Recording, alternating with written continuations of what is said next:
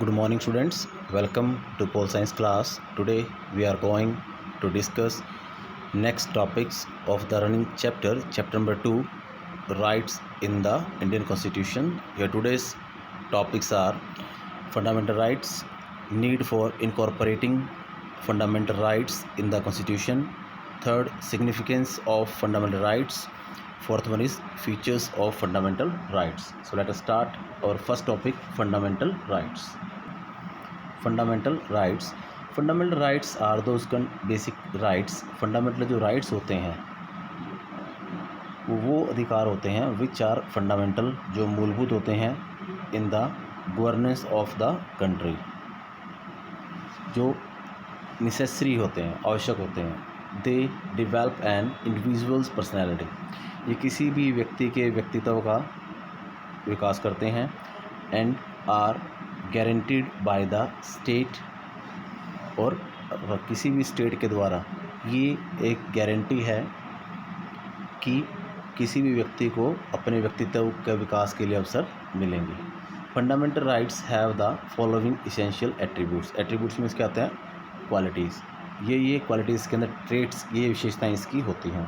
First one is the constitution of a state provides them, जो कोई भी किसी भी देश का संविधान है वो अपने नागरिकों को फंडामेंटल राइट्स प्रोवाइड करवाता है।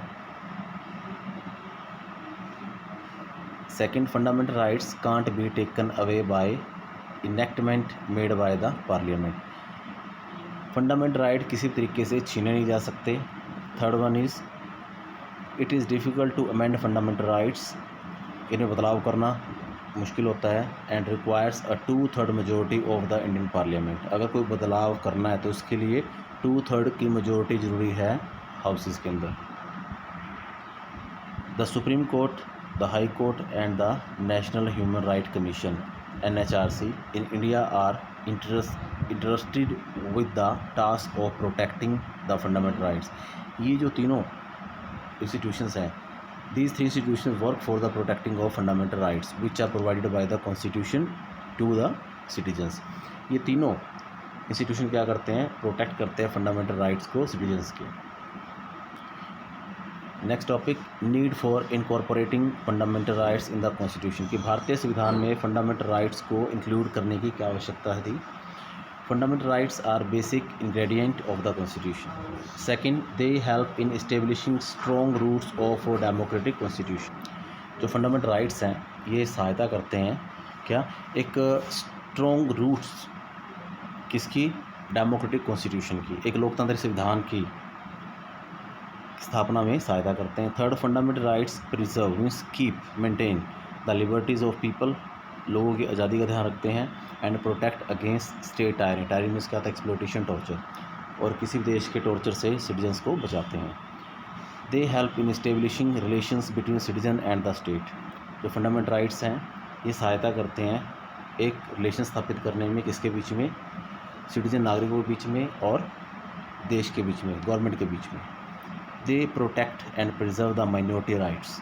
जो माइनॉरिटी लोग होते हैं, जैसे मुस्लिम है, क्रिश्चियन है, ये क्या सारे माइनॉरिटीज़ में आते हैं इंडिया के अंदर, तो इनके जो राइट्स हैं उसको प्रोटेक्ट करते हैं।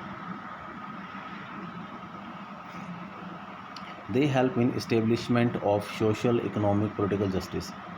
ये सहायता करते हैं किसी की स्थापना में कि सभी लोगों को सामाजिक, आर्थिक और राजनीतिक न्याय मिले।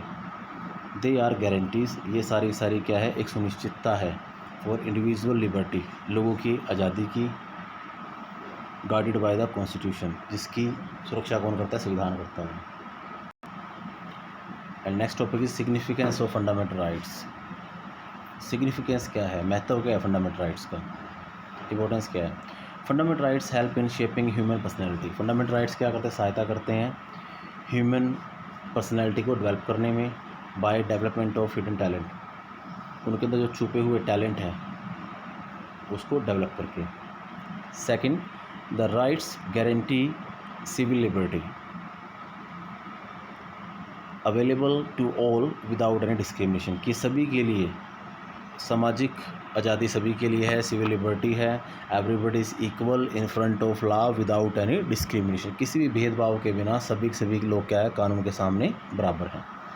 Third one is fundamental rights can be altered means change only by a 2/3 majority of the constitution. अब इस संविधान फंडामेंटल राइट्स में बदलाव किया जा सकता है, लेकिन 2/3 मेजोरिटी चाहिए इसके लिए। इस प्रकार से they keep a check on the arbitrary power of the government. ये सरकार की शक्तियों के ऊपर रोक भी लगाते हैं ताकि जो गवर्नमेंट है वो डिक्टेटरशिप में कन्वर्ट ना हो जाए। Part third of the constitution, संविधान का जो पार्ट थर्ड है वो क्या, makes the fundamental rights enforceable in a court of law. ये इन्फोर्सेबल बनाता है फंडामेंटल राइट्स को। If any institutions snatch your fundamental rights, then you can go to court. If any institution violate the fundamental rights, then a person can go to court for justice. Fifth one is fundamental rights reveal the fundamental unity. ये आधारभूत एकता किसकी, भारत की, as they are available to all citizens. जो fundamental rights है sign of unity, ये एकता का प्रतीक है, क्योंकि ये जो राइट्स हैं ये अवेलेबल है without any kind of discrimination of wealth, कि कोई आदमी गरीब है या अमीर है, रेस किस कास्ट से है, किस जाति से है, ब्लैक है वाइट है, सेक्स मेल है फीमेल है, प्लेस ऑफ बर्थ कि उसका जन्म कहाँ पे हुआ है, एंड और अदर्स। बिना किसी भेदभाव के सभी को इक्वली प्रोवाइड करवाए जाते हैं कॉन्स्टिट्यूशन के द्वारा। Now next one is features of fundamental rights. इसकी विशेषताएं क्या हैं?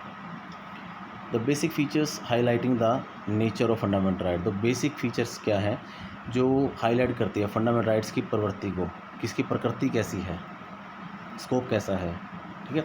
First, comprehensive. Part third of Indian constitution provide for fundamental rights. जो पार्ट थर्ड इंडियन कॉन्स्टिट्यूशन का वो फंडामेंटल राइट्स के बारे में बताता है कि ये guaranteed bye article 12 to 35 of the constitution. Second है रीजनेबल रिस्ट्रिक्शन, कि जो कुछ बाउंडेशन लगाई गई हैं वो रीजनेबल होनी चाहिए। Fundamental rights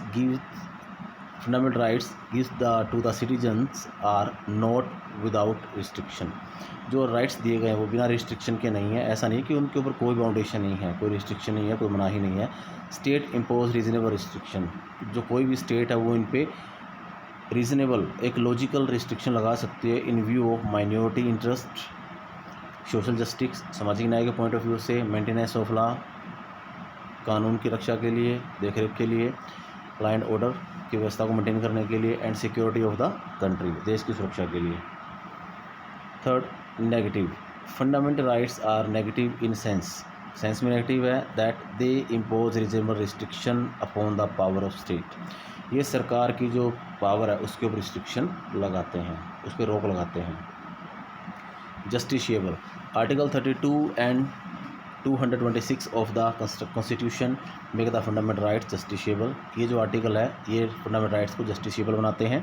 if the central और एनी स्टेट, अगर कोई सेंटर या state government tries to snatch fundamental rights, अगर अधिकारों को छीनने की कोशिश करती है, then citizen can move to the high court. Citizen high court जा सकता है, सुप्रीम कोर्ट जा सकता है अपने अधिकारों को वापस लेने के लिए।